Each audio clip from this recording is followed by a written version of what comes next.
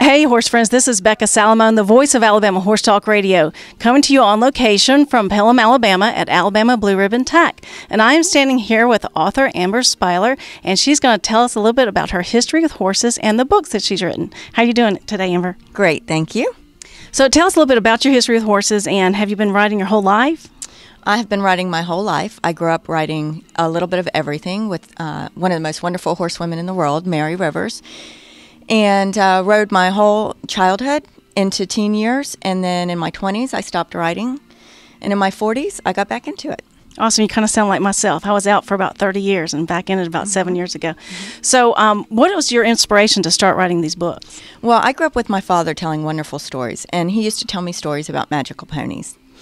And when my kids were little girls, I started telling them the same stories, and they said I should write them down. And I started writing them down, and they kind of changed and grew from there. When you were showing when you were younger, what were some of your titles that you won in awards? Well, I showed Pasafinos, and I won national champion in equitation, a couple of reserve national champions in equitation. In fact, I won national champion 5 years in a row. Awesome. That's great. Now, tell us a little bit about the books themselves, and don't give away the whole plot, but just a little bit about the story.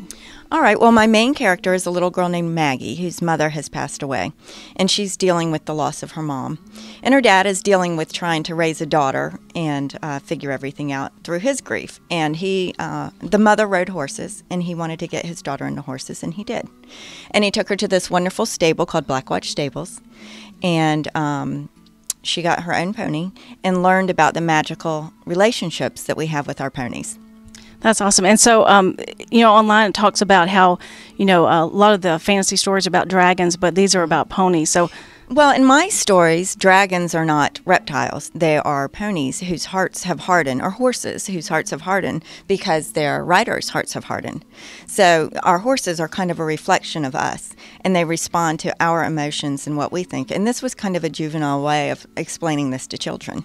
Okay. Now, are they for children, or, it says it's a tween and adult audience, so would you recommend it for children as well? I wrote them to be completely appropriate for any age kid that you wanted to start. You could start reading it to a 4 or 5-year-old, and it would be appropriate. Reading level is 9 through 13.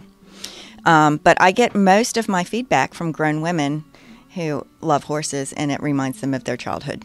That's awesome. Now, so you did tell me before we started this interview that you're self-published. So tell us how you do that. How do you get your books published by yourself without going to a publishing company? Well, I went to a self-publishing company, and they have an editor and all that, everything that would happen in a regular publishing company, but you're more hands-on. So I worked with an editor and worked with the design and the book cover, and I chose the book cover. My cousin designed it, and they did the layout. It just kind of they know what they're doing, and I just relied on the company, on the publishing company.